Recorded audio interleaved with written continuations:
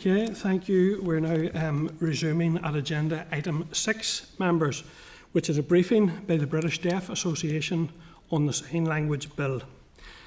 Before we begin the briefing session, members, I would want to welcome the engagement thus far with the deaf community at our events on the bill, where the role of the committee and how to engage with us has been outlined.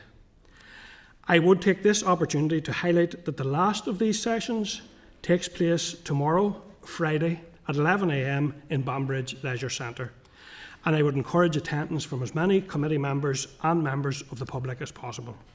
And I want to once again acknowledge the work of the committee staff in facilitating this very extensive consultation process. So members, the briefing paper is at page 351, and you have also been provided with the following papers: a copy of the bill at page 358, the research paper at page 370, and delegated powers memorandum, which is page 429. So I'd now like to welcome the following representatives to the meeting: Dr. Robert Adam, who is BDA Chair; Majella McAteer, who is BDA Manager here in the North; and Tom Litchie, who is BDA Head of Policy and Research. So, hello all, and Robert, I invite you to make a brief opening statement, please, before we move to questions from members. Thank you. Thank you very much. I might stand for my presentation. Thank you so much. Thank you. My name is Robert Adams. I am the chair of the British Deaf Association. I am so honoured to be here. It is such a meaningful day. It is such a huge journey here for the deaf community in Northern Ireland. And thank you so much for your work and your engagement with the deaf community here. And on your work on the Sign Language Bill. And importantly, this bill is recognising Irish Sign Language and British Sign Language. It's an incredible opportunity for us, and it is a momentous day for us here, and thank you for the invitation.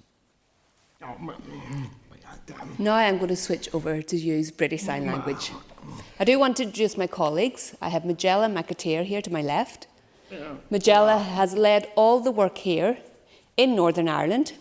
She has been working with the BDA for the last 28 years, so I can say that Majella knows more than anybody else whenever it comes to matters here in the north of Ireland.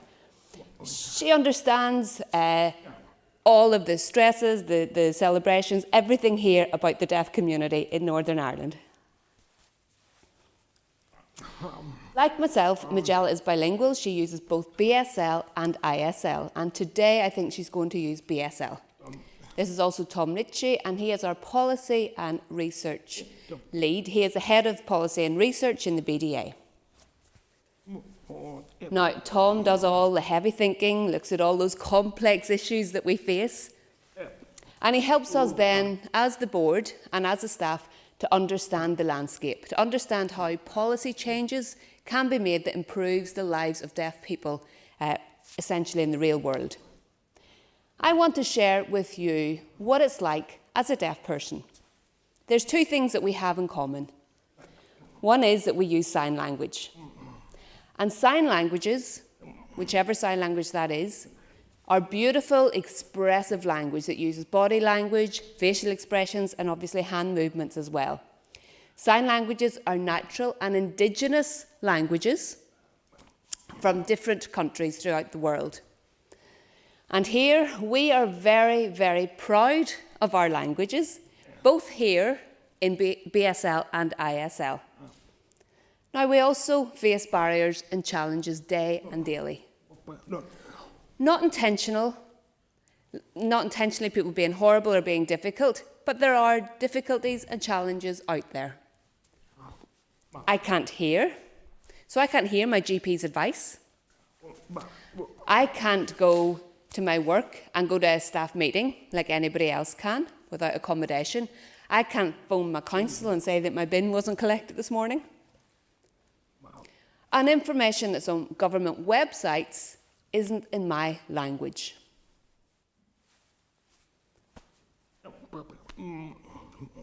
So deaf people are very important members of society, and we're not silent. You might not be able to hear our voice, but that doesn't mean we're silent. Information in society isn't something that we can take for granted like others can. We have to ask, we have to work really hard to make our rights become a reality, to get information in a way that we can digest. But we want more than just mere access. We want respect for our language. We want legal recognition of our language. And we want public bodies, by law, to allow us to communicate with them. But we do also want more than that. We want to contribute to society. We are citizens. We pay our taxes. We have a right to be given the same equality and the same standard of living as others. We want to become politicians like you. We want to become civil servants. We want to become leaders. There's maybe some young deaf people out there watching and they want to get into politics. We want to work with others to create change so that people can achieve their potential and people can live like anybody else. We are passionate over teaching sign language to families of deaf children. That is so important. Language is so key, and language begins in the home. We bring our life experiences as deaf people, and we have the expertise of our life experience. And our vision is that deaf people will be designing and delivering and evaluating this change, and it will be done in conjunction with deaf people. We want to make sure we have rights to opportunities and life experience, and we want to contribute all that we have to the proceedings.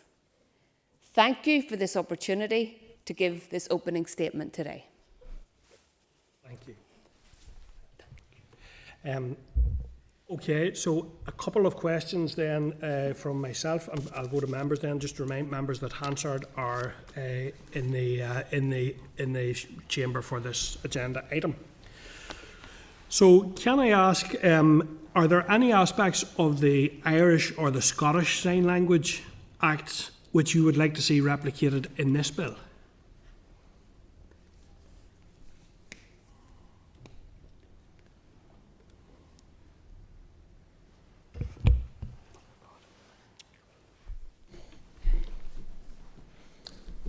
Let me respond. Northern Ireland is unique because we have two different sign languages in operation, as you can see today, both British Sign Language and Irish Sign Language. If you start to look across different areas, across England, Scotland and Wales, they have one, and those were started with a private members bill. We are very grateful that the executive have put this bill through and that we're coming in with a stronger foothold. So I think it's a different context. Tom, you probably want to say something here. I agree, Northern Ireland is very unique in its position here.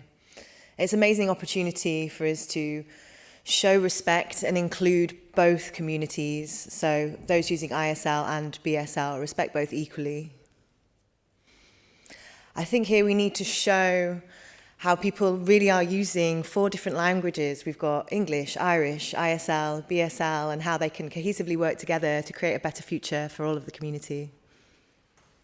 And if I can add to that, as people who live here, we want to have our own rights recognised through our own local legislation.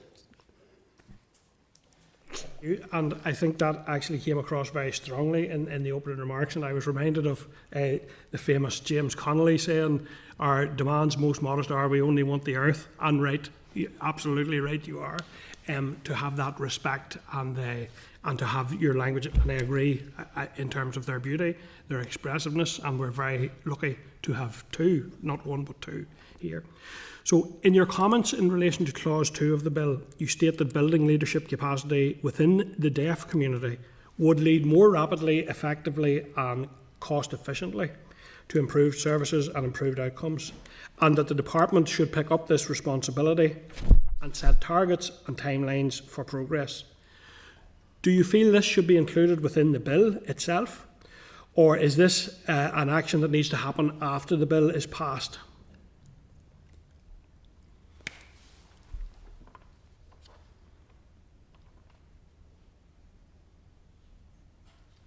Just thinking about that, I think that if we look at what is happening across the whole community, we need capacity built within the community to deliver on this bill, because as deaf people, we on a daily basis face barriers and restrictions in our life.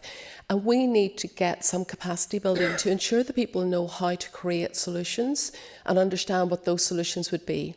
And that co-productive approach is what will be needed. So we need that capacity ready to deliver on that. Let me give you an example. You could have a department, the Department for Communities. I was seconded into that for 3 years. That's a lovely model of best practice. You have someone with lived experience working within the department. Also, I gained a lot of experience around how departments work, so I think that is such a beneficial approach. I think we need to respect here the Northern Ireland Civil Services, how the concept will be delivered as envisaged by them. We have this legislation in place. So then 2 points that I'd like to make here. The first point is that I'd like to see a commitment. As Robert said, sign language issues need to be designed, need to be managed, need to be delivered, evaluated by deaf signers.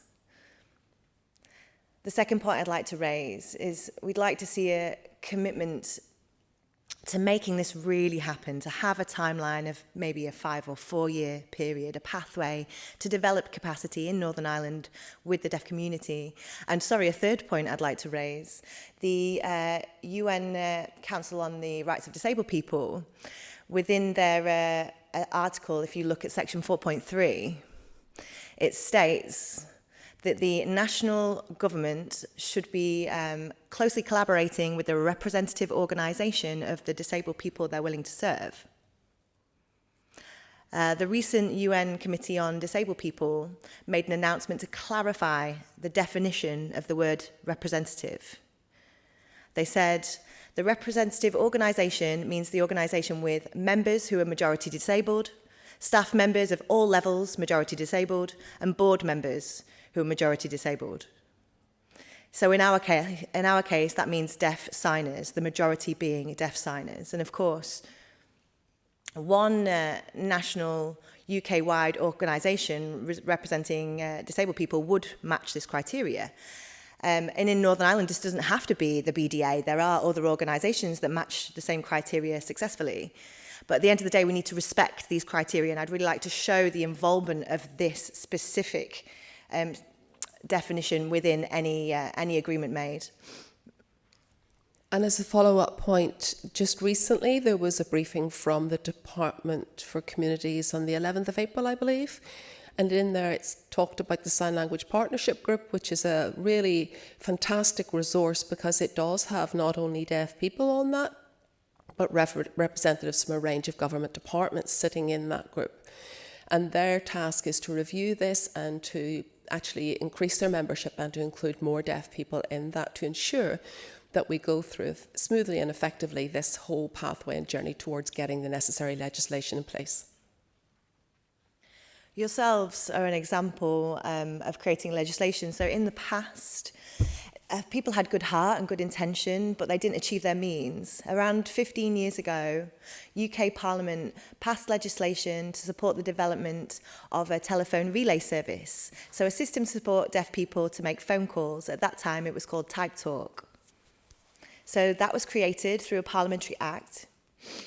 And back then, when it was launched, it was a fantastic initiative. I remember the first time that I used this to make a telephone call, and I thought, finally, deaf people have access to the phone. You had that huge piece of tech that you laid your phone handle on top, and then you got through to the operator. I think the operators were based in Liverpool, and they would speak on your behalf, a hearing person. So the operator would take the phone call for you and type the information back to me. It was fantastic.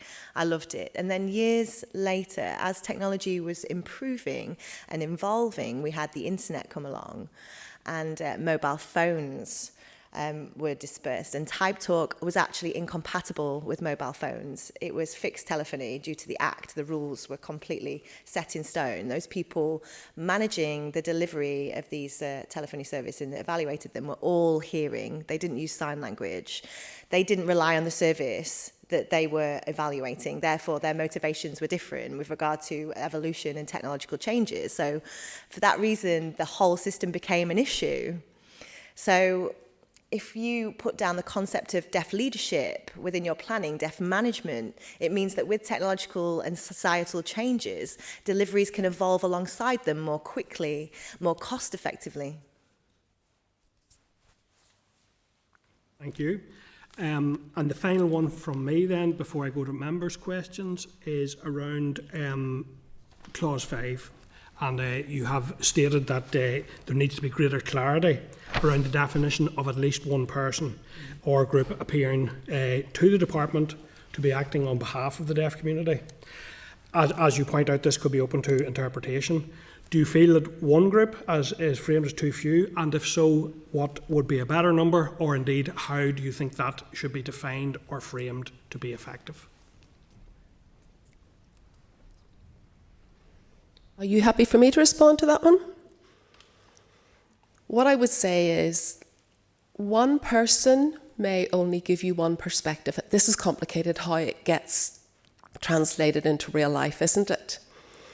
You could also have an individual who actually isn't part of the mainstream deaf community, who is also deaf, uses sign language, but they won't have a voice because that person won't know them.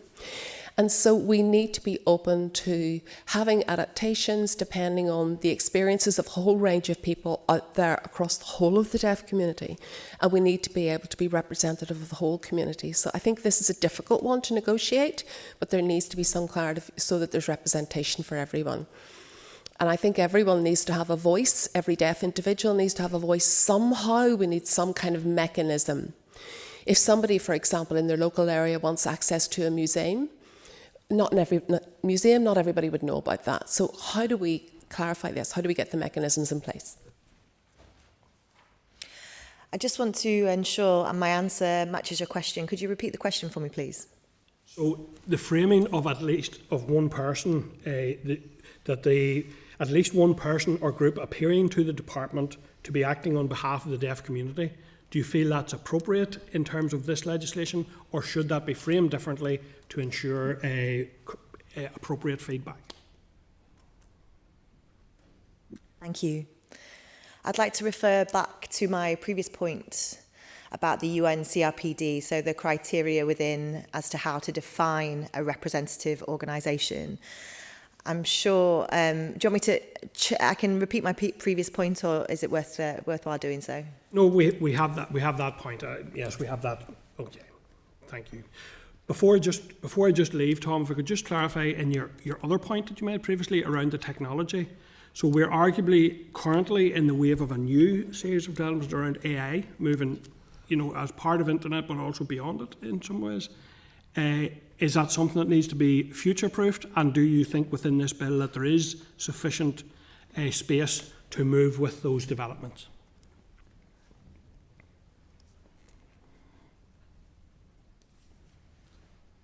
You're absolutely right to ask so. The BDA have done a lot of work on BSL AI, so sign language AI. We've just released a discussion paper to do with sign language AI. So yes, we have positive and negatives involved. It could be an amazing tool for our community, but again, there are concerns alongside. So the controls of the tools, the ownership of the tools by those people who don't sign, potentially.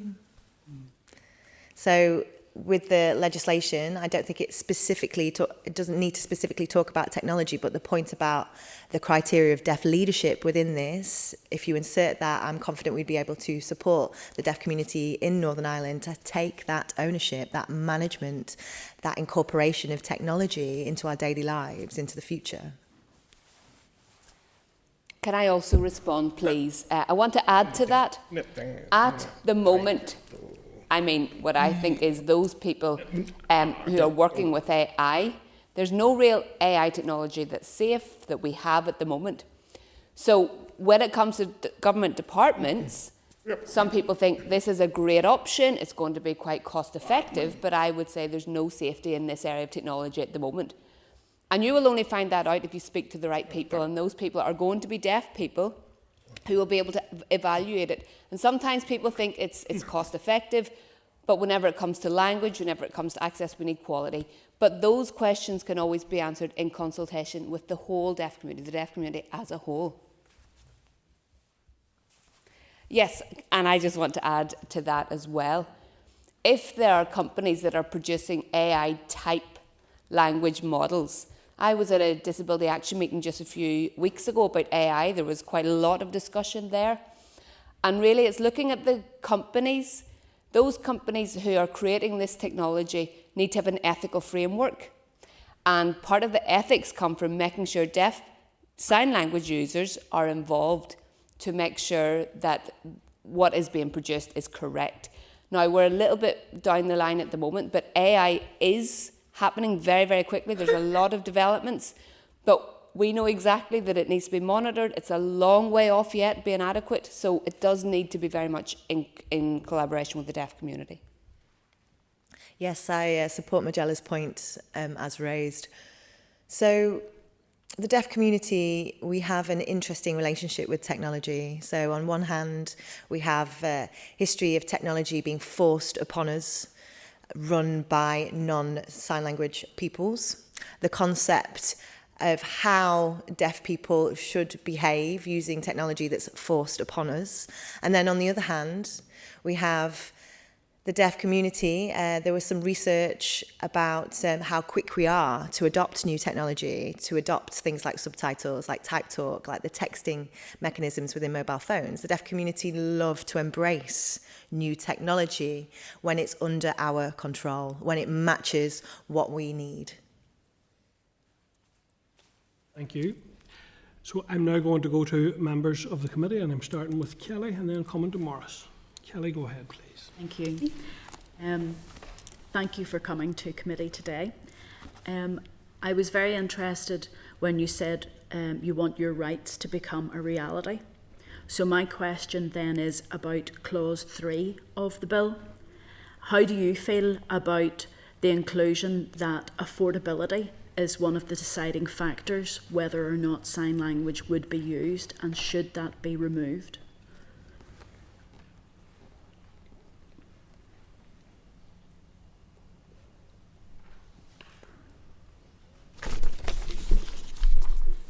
Okay, so let's go back to where all of those prescribed organisations are going to have to create a sign language action plan.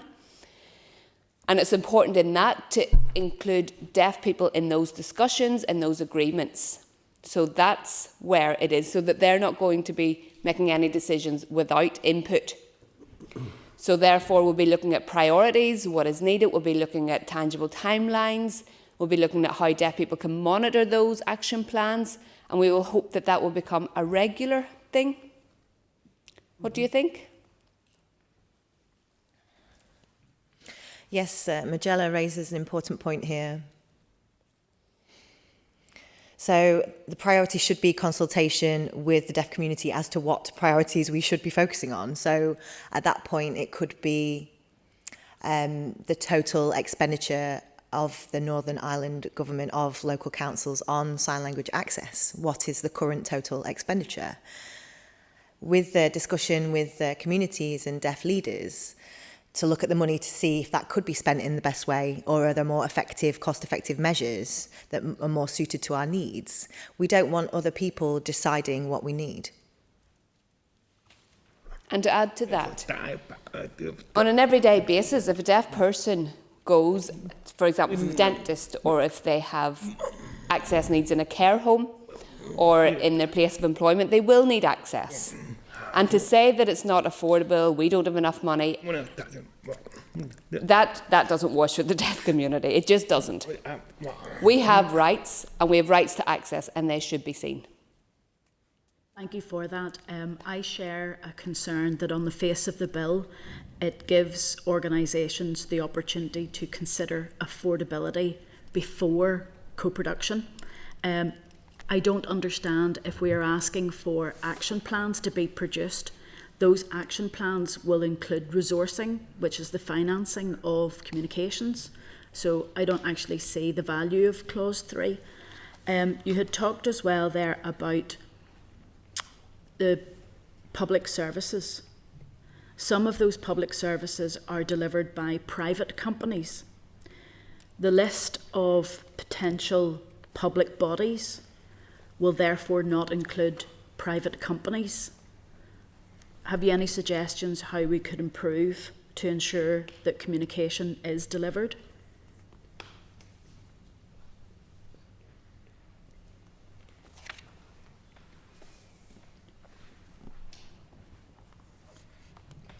So we can provide various examples from around the world of interpreter provision. So Robert Adam may know more about this.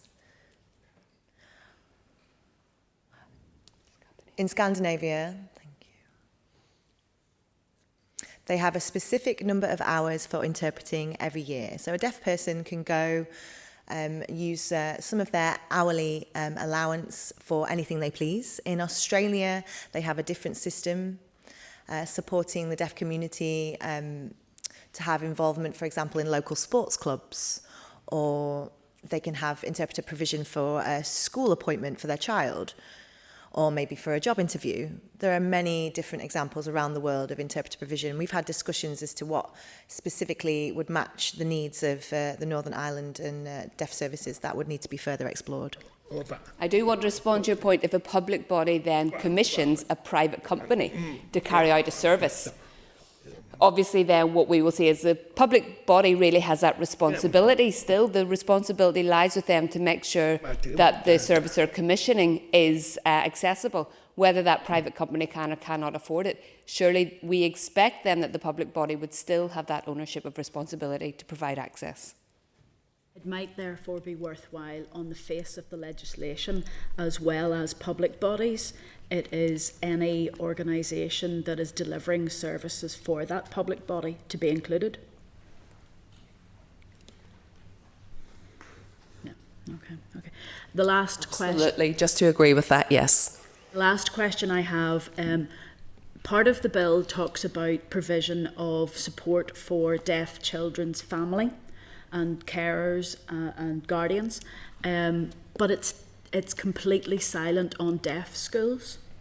Do you think that we should be incorporating an element of support, given that this bill, this law, recognises sign language as a language and a culture, but it's silent on education in sign language?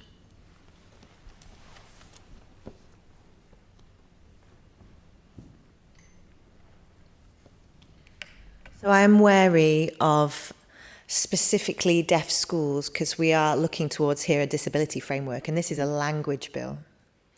I am supportive of including support for signing schools, sign language medium education methods that could be open to both deaf and coder children, and those children who prefer education through sign language could be an option. I would just add in there that schools nowadays quite often are bringing in classroom assistants who are actually deaf themselves, so that within a mainstream setting a deaf child has that level of support in the school. So schools in general, there's a lot of work to be done, but in saying that, access is improving a bit. We've a long way to go, and there's a legacy issue here. However, if we looked at the prescribed organisations on that list, surely the Department of Education should have an obligation to do that in terms of looking at their services on a daily basis, because they're frontline. I think it might take a long time to work on some of these issues, but it does need addressed. One of the biggest issues for the deaf community historically has been education, early years. So the BDA was set up 135 years ago by a group of deaf people concerned about deaf education. And for many, many years, the concerns still remain. So I agree. Thank you for raising this imperative issue, and to have that inputted into the bill would be advantageous. And if I could also add that, the BDA was established by an Irish man. It's a very important point that I put that on your records. It's crucial to say that. Just to come back to something Magella was referring to, we have school classroom assistants who can sign coming in, but we would really like to see deaf qualified teachers within the school system. That's what we really need to aim for.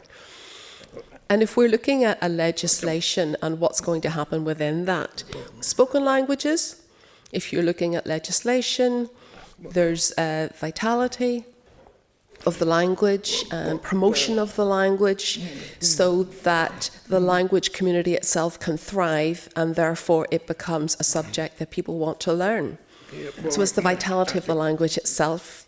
At the minute, sign language hasn't been included within the education system. Perhaps you could do something here in Northern Ireland that is totally unique by putting this within the legislation to ensure that sign language becomes part of the education system. It would be just wonderful to see that happening here in Northern Ireland. You could put yourselves on the world map as a world leader in deaf education if you do something really unique here.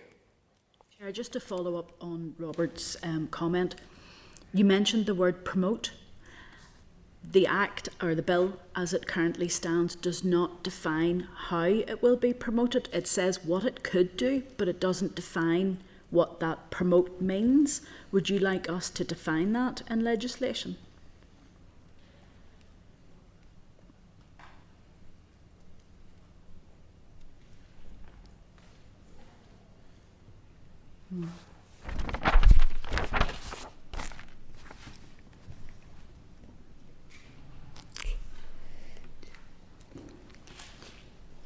It is about recognising human rights, isn't it?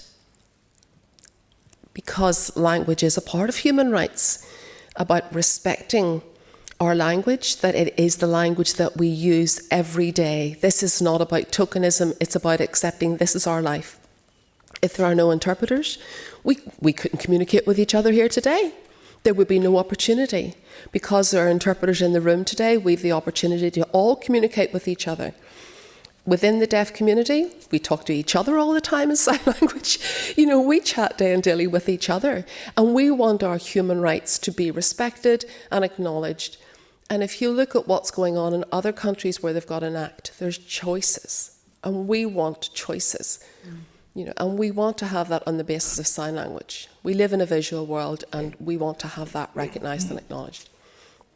In terms of the promotion of sign language, that will be done if there are government initiatives, if there is a profile being developed for sign language, and that will be done through ensuring that you do have effective education of sign language, teaching families and children, deaf children's families and friends and networks how to use sign language. For example, a lot of you will know Rose, who was in Strictly Come Dancing. She's become a really important figure out there for us because her profile is so high across the national stage. We can see what's going on. Even the sign for thank you is now coming out and about. Our chair used it earlier on this morning. I really appreciate that. That wouldn't have happened 5-10 years ago. That's what promotion of sign language is, that it is out there in society, it is visible, it is being seen, and you are providing the framework and the structure for that to happen. So it's all of us working together on this matter. Magella's just saying, if you go on to Google and you put in Strictly Come Dancing when Rose won her award, within 3 days, Google had more than 200,000 people looking for sign language classes because it was all connected. You could go through the metrics and see how many people were trying to learn sign language as a result of what Rose did in Strictly. Thank you for picking up on the term promotion. I think that's crucial. Our language isn't just a communication tool, it's a fully fledged language that has its own culture, its own history and heritage. So it's probably better to give this part of the action plan in collaboration with deaf-led organisations, those who can really break down what can be done to promote the language and what deaf people would like to see. One thing that I've noticed with regard to a gap, so we garnered feedback from parents of deaf children who were interested in learning sign language in order to communicate with their new babies. And sometimes when they meet teachers of the deaf or audiologists, the feedback they receive is extremely negative with regard to their opinions on sign language. So in Great Britain,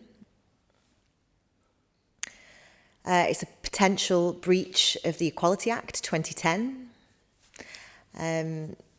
But I know this doesn't apply to Northern Ireland, so possibly there is a legislative gap that we've identified here. So what would happen if a family received this negative opinion from professionals with regard to sign language, those who are working closely with the early years services?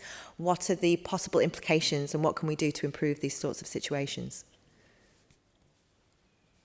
Thank you. Going to Morris then. Thank you. Thank you, Chair, and thank you very much for your presentation here this morning. Communication difficulties that you have outlined here are something that people like me take for granted. We don't experience them. So how big a disadvantage do you think the deaf community experience when trying to seek employment, etc.? And I read here in the papers that you may have to register as disabled to access communication services. How much of a disadvantage can that be? And do you think this bill will go a long way to address the communication problems?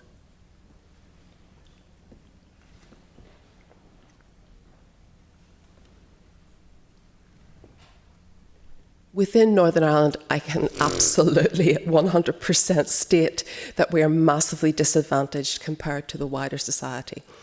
Any problem that anyone out there faces in getting a job, it's doubly hard for us.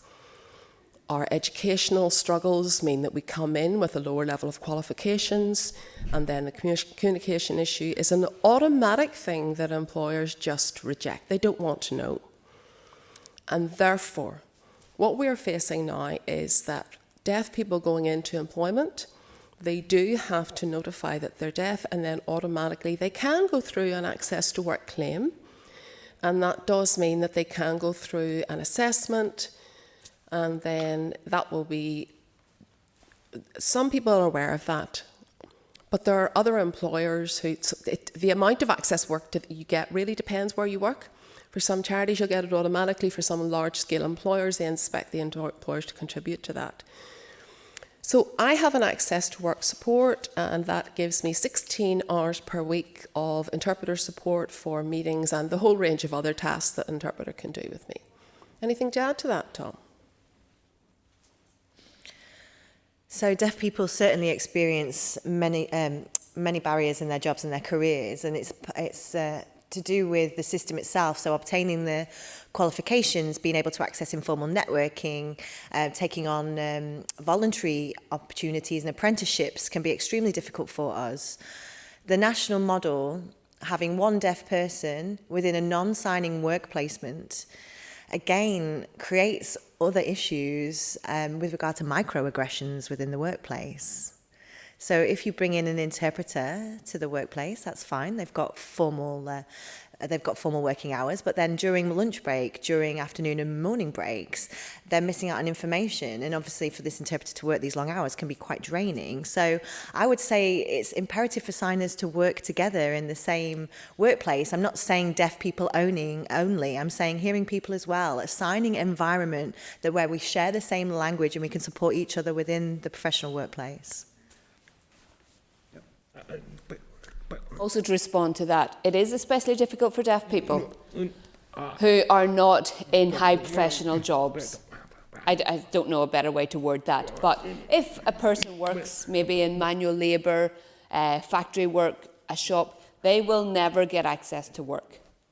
And they need to be able to try and get that access to work, try to book interpreters. But it's a lot of admin for somebody like that to have to deal with.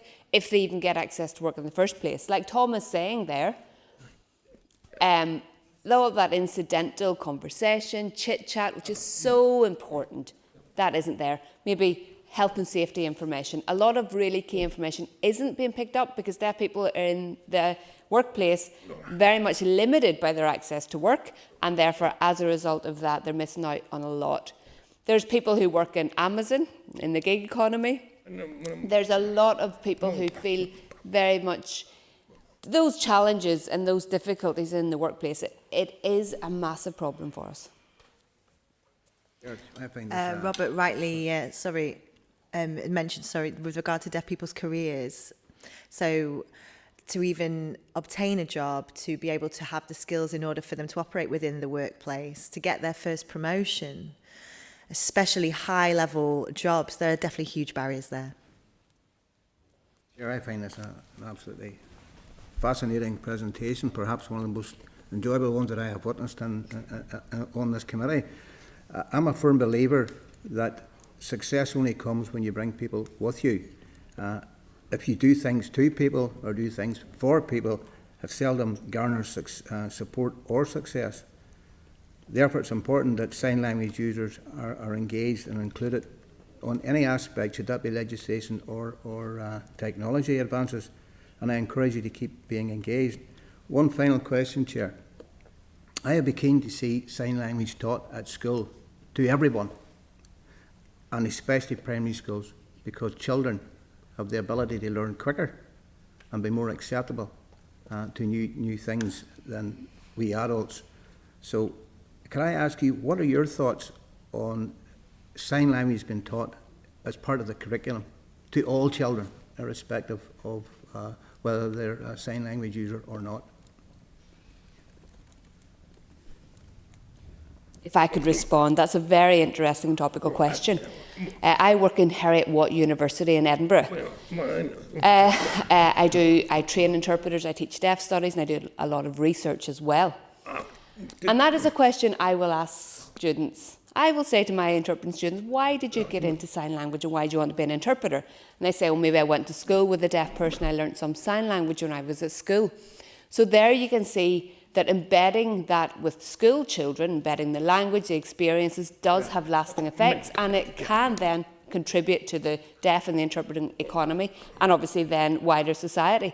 So these are professional jobs, and I do believe that teaching children language in schools, specifically sign language, BSL and ISL, can massively increase opportunity. Absolutely, I want to agree with that. There's Craighead Primary School here in Belfast. They have about 15 deaf children in their unit there, the deaf unit.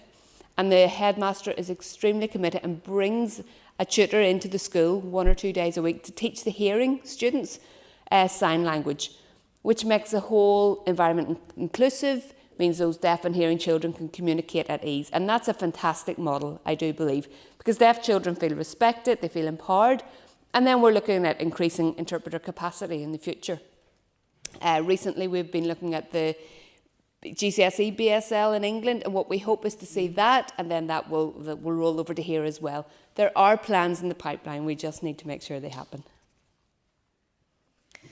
Thank you both for that. I do agree with both statements made here. So just to go back a little bit, the education in school for all children of sign language is a wonderful model that I would support. The acquisition of language, the connections children make through language. So linked with deaf children within mainstream schools, having all hearing children learn level 1 or level 2 BSL would be marvellous. But I don't want us to miss the concept of language fluency. Deaf children also need to be with their peers who have signing fluency, who have high acquisition of language, so they can mix effectively, they can express themselves, they can have adequate structure of thought. And in schools, I think it might be too late. I think the first day these children are born, the day of deaf children being recognised as deaf, is when sign language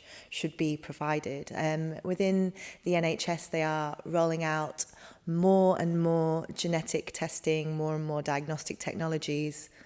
And at the moment, antenatal services do genetic analysis for all babies born, and in the future, it could be even a pre-birth screening. So when a woman is pregnant, the child within her belly may be identified as deaf. That's a great opportunity for them to start learning sign language immediately. So these children already have sign language before they enter school, and the attitudes of those parents are garnered as positive from the day that child is born. I think it's so important to have this deaf involvement within the early years sector.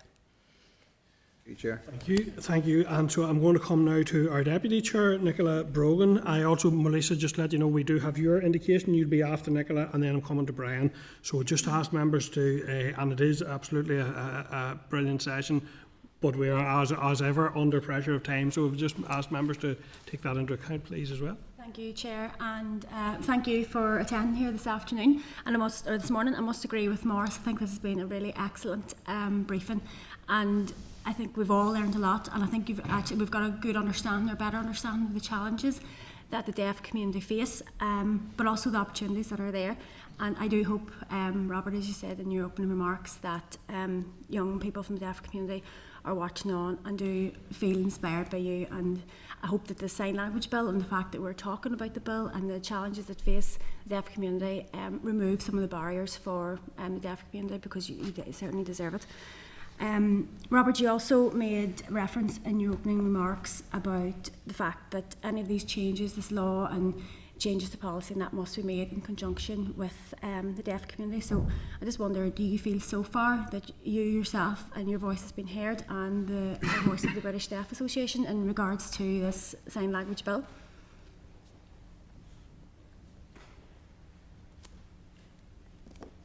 I think Majella is probably best placed to respond to that, because she is based here in Northern Ireland.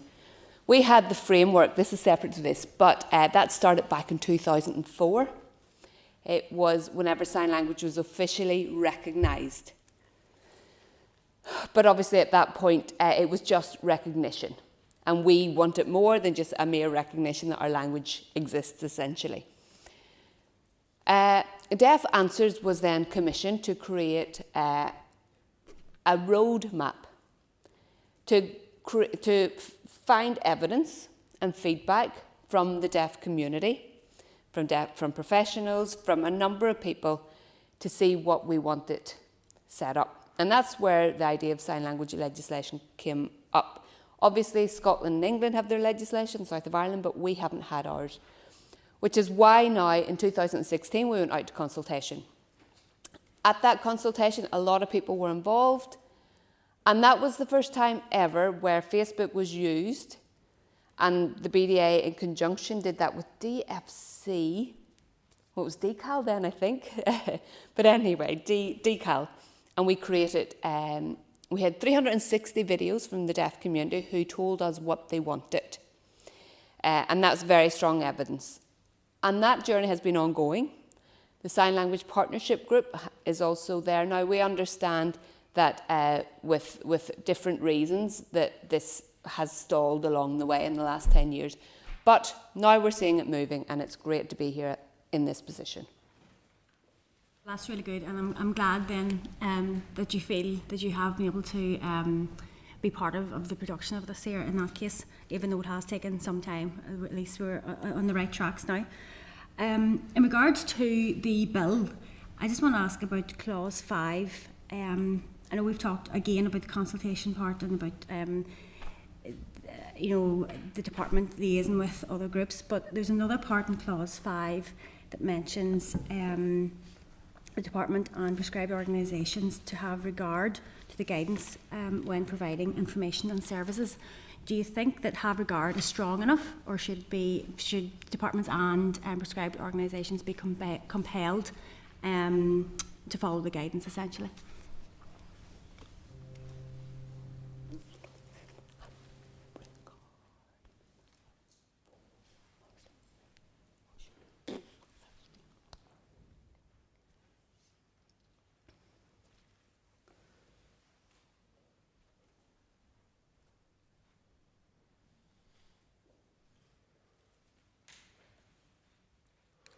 Just to go back a little bit to the prescribed organisations, I think it will be up to them to develop action plans. And so a lot of this will need to be done in conjunction with the regulations. So again, that'll need the deaf community involved at every stage, contributing to this. We need, because deaf people understand their lived experience and know what their priorities are, so it all needs to be done collaboratively.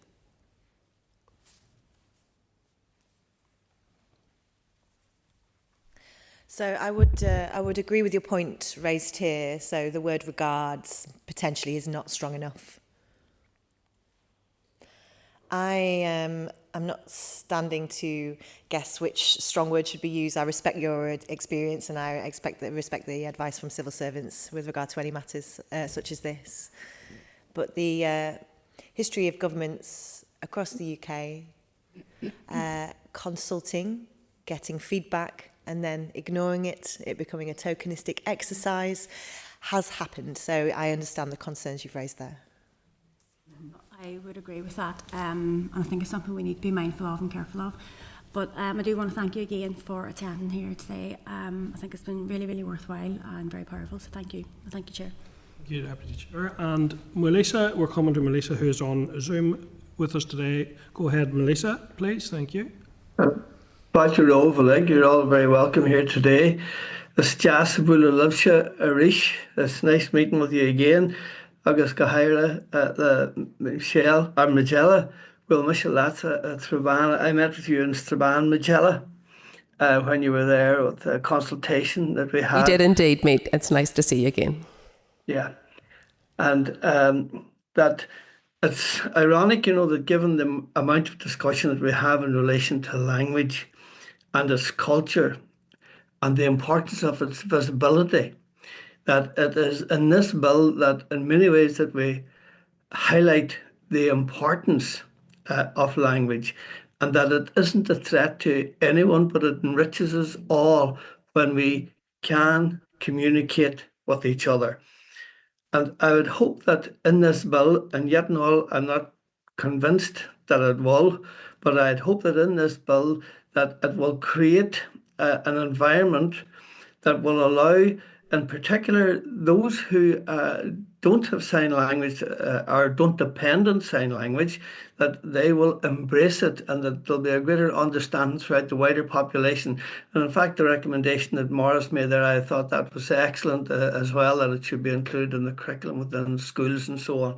So to what extent do you believe yourselves that within this bill that that it will make that positive contribution to greater understanding by the wider community and its responsibilities in relation to the needs of the deaf community, but then in particular to be able to directly communicate with them as well, or to basically understand them. It's not that one has to be fluent, no more than one has to be fluent in Irish to be able to understand at times the importance of its level of communication.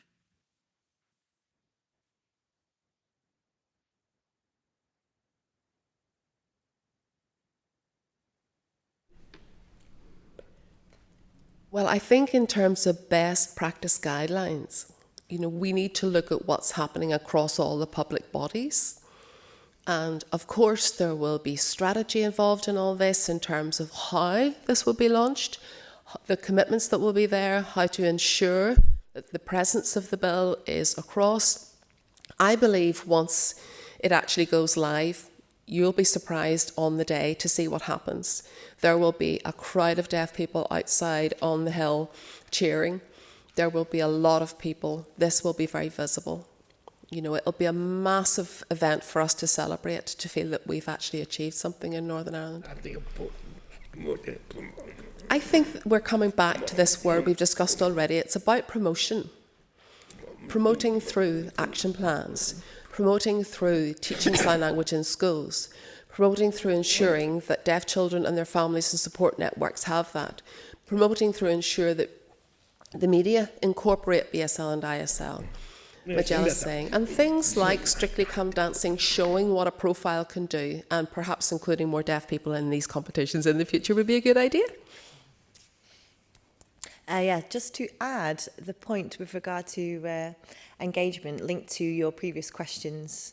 So creating a plan, a wonderful concept, but then the implementation becomes priority following. So through some feedback, we know that implementation through co-production sometimes works, sometimes doesn't. We've had co-production projects at the BDA across the UK that aim at the deaf community, and we have struggled. We've had one partner that's a community representative using sign language, and then the local authority or council worker or government representative not being a fluent signer. So two chairs, two co-partners that don't have a common language between them creates a barrier and therefore creates problems. And then on the other side of the project, we have time spent educating non-signing people. So the project fails to move on because we have these education pieces that need to be done first. In Welsh Government, they're currently doing a co-production project called the BSL Stakeholder Group, which is deaf person-led. I am the chair myself with a civil servant representative from Wales. He himself is a fluent signer and deaf. And wow, I must say, for the first time in my life, a co-production project is working exceptionally well, moving quickly and effectively and achieving its aims. And that's certainly one element that you could aim to achieve, and then aim for, so with respect, more background documentation supporting these endeavours. So from government departments, having a deaf signing person within them, learning about the internal work within the team, and that certainly can be delivered if this sort of person was to be put into place. And just finally, do you think then, in order for this bill to be effective, that it requires a ring-fenced budget for the promotion, not only of the bill, but the development and understanding of sign language?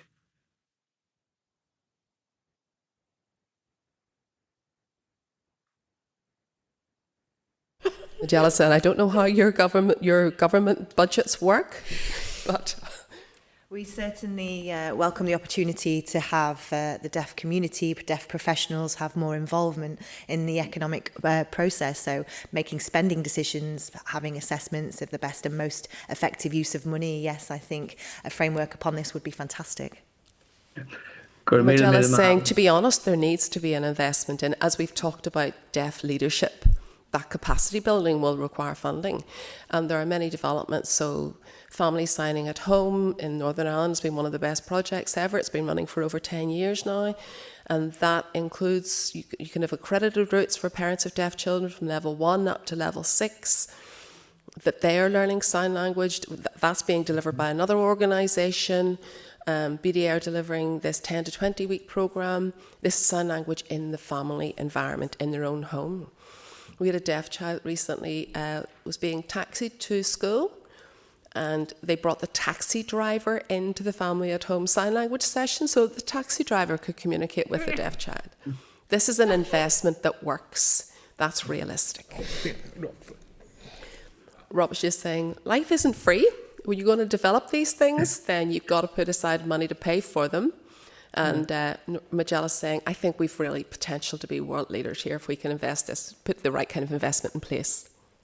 I must mention, sorry, let me go back. We at the BDA have commissioned academic research from a think tank called RAND, R-A-N-D, who are extremely informed on matters of economy, and they've created a huge economic model on how sign language can be beneficial to the economy and what the implications are of making changes in expenditure in different areas linked to sign language. The work is not yet finished, but we are extremely excited about its results. It should be released later this year, and we're very happy to show these results to you. Thank you so much. Thank you, Melissa. And it's a point really well made on the resource. I have to say my interest in sign actually predates even becoming an MLA. 3 times I tried to apply to courses in my local college to learn it, and on all of those 3 occasions it was already oversubscribed, which tells me that demand was already outstripping supply at that time, And we certainly hope as a result of this bill that that demand will grow as a result of expectation rightly growing. So I haven't been able to get back to that since I became an MLA, but it's still on my to-do list, and I fully, and it's in terms of the expressiveness of the language and the beauty of it is what attracts me to it, I have to say. So Brian, please. Thank you, Chair, and thank you all for your attendance today. This has been very informative and educational for me, and I think all of us. I want to ask Tom, you said earlier about a gap in equality legislation for children of a deaf child. Can you explain that again? I mean, there is under Clause 2, it talks about provision of classes for deaf children and their close families. Will that address that gap, or can you clarify if you think something else will be missing?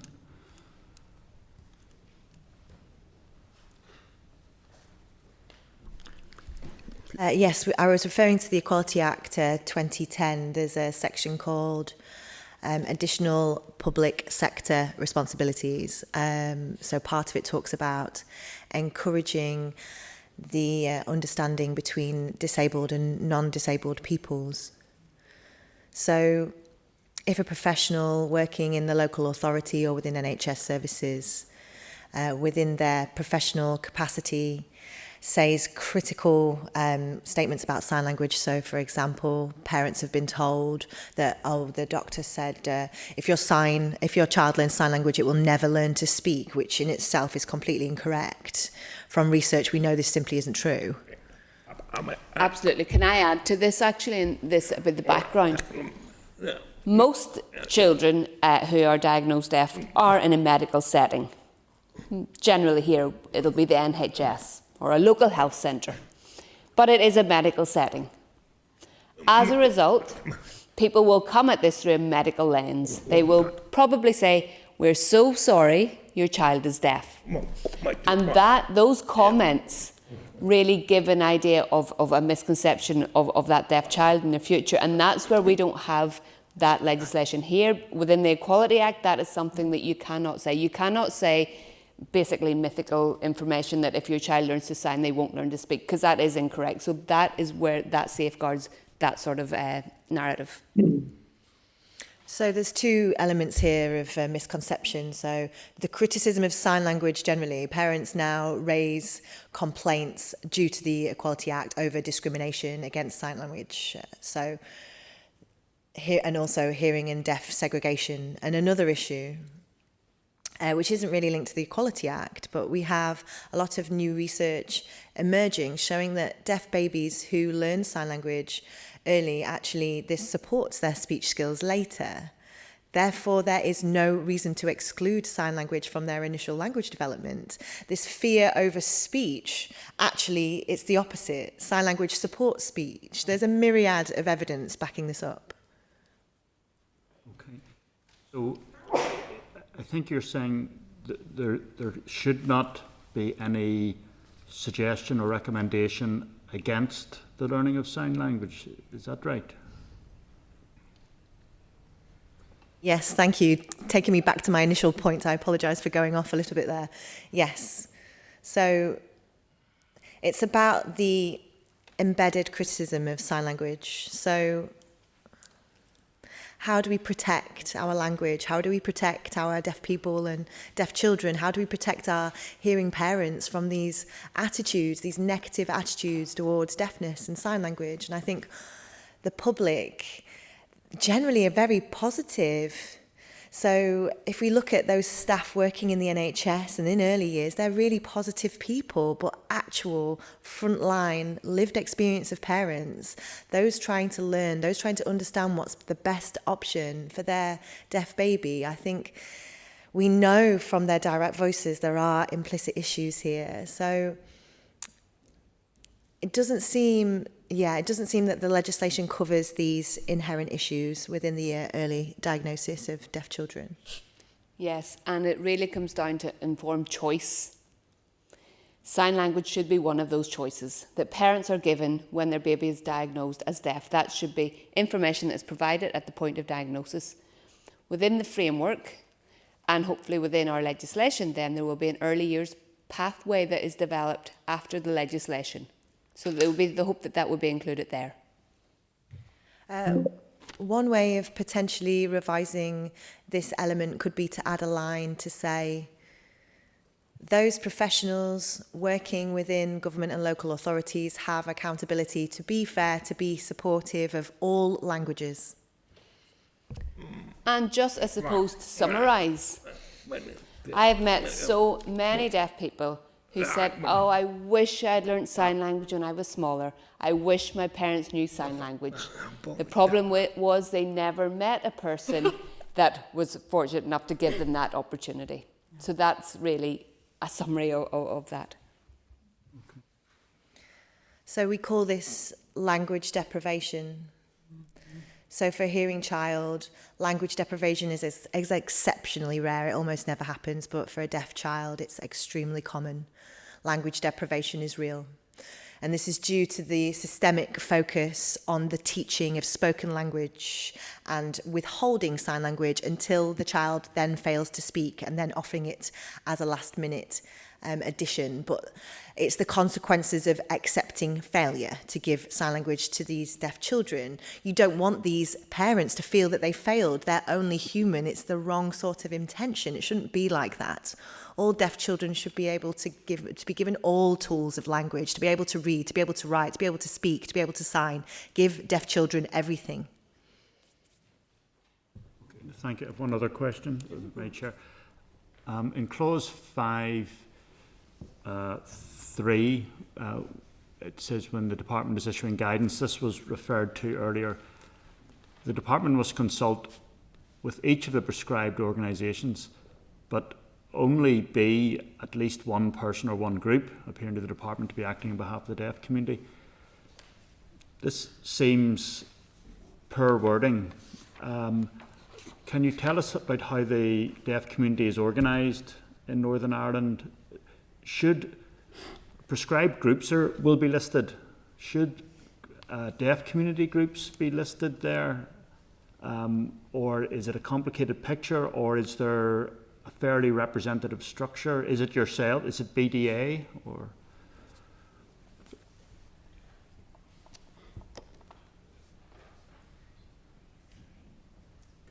Again, I would say to follow the UNCRPD criteria on this as to what really a representative organisation or person is. How do you identify these people, these organisations? I think for the UK, the DDPOs, disabled people's organisations, they have their own interpretation in the UK of the UNCRPD criteria, and both frameworks are extremely useful aids. And I think if the DFC were to identify which groups they were best placed to be actually honest representations, to really reflect authentic views of the deaf community. Can I add the Sign Language Partnership Group? There are many, many deaf organisations represented there, and many, many deaf individuals represented there. Their constitution is going to be reviewed and will be revised with the hope of bringing in more deaf people to the Sign Language Partnership Group. That is ongoing work at the moment, so there will be changes there to coincide with the bill going through. So that's positive. okay, thank you. Thank you, Brian. And if I could just to flag up that officials, we will follow up with Craig Primary School just to ensure that engagement is offered there. So that to flag that. The other thing I want to briefly, if I could, touch upon is the inclusion of what are known as Henry VIII powers within the bill, and there are certainly that will allow the department to make regulations and will provide the department with some flexibility to do that. But it may mean that there wouldn't be the same level of scrutiny. So would you have any concerns around the level of Henry VIII powers contained within the bill?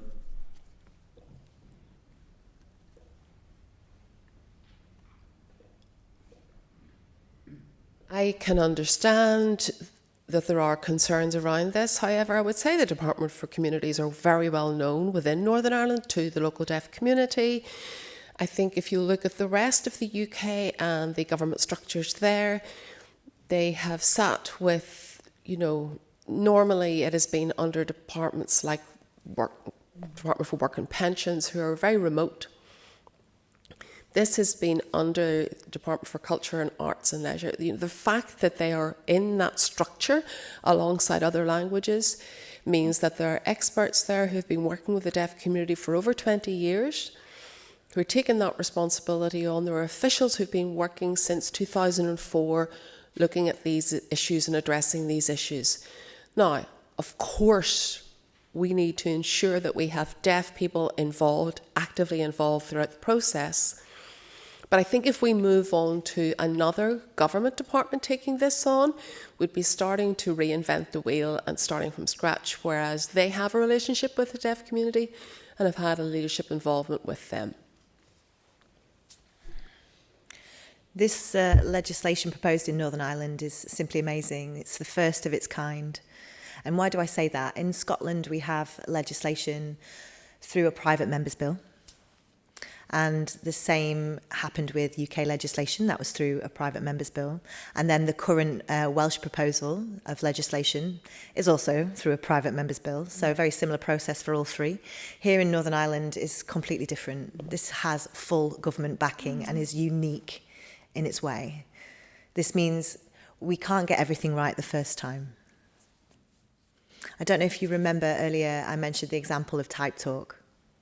So the legislation created this technology to be frozen. It couldn't be updated, it couldn't be adjusted. And that specific situation, I think, would justify Henry VIII powers, because it would allow the Department for Communities, through experience and learning, to make adjustments as and when. Okay, thank you. And final, really brief one. Are there any amendments that you would like to see in the bill? A brief question, but maybe not as brief an answer.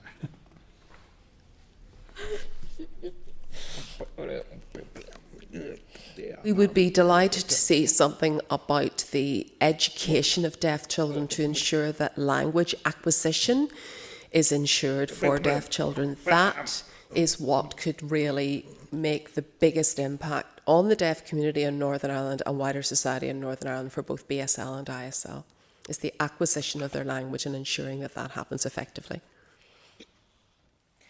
I completely agree with Robert here. It's imperative that deaf children, that deaf babies, their families, from the day of recognition, are given sign language for the best outcomes in their future. So if we allow this language acquisition, I think the huge potential for the change for deaf children and the future of the deaf community. Okay, thank you. Thank you all. That has been a really excellent session, I have to say, and it's given us much food for thought in relation to this. Like you, we welcome, I think as a committee, very strongly welcome the department bringing this bill forward. I would ask you to continue to encourage everyone throughout the community to continue to engage through the process, to inform and educate us as to how we can make this the best bill that it possibly can be, to create a situation whereby people are not saying we're sorry to hear your child is deaf, but rather that we will ensure there will never be discrimination against your child who is deaf, and that they will experience the full range of activities that the rest of us enjoy. So thank you for that. If I could ask the panel just to stay in your seats, we're going to come out of broadcasting for a short period of time to set up for the next session. But if I could ask the panel to remain in the seats and ask the clerk to... Did the committee agree to the suspension? Pardon? Did the committee agree? Our committee content to agree, yeah, that we come out of session. Thank you, clerk.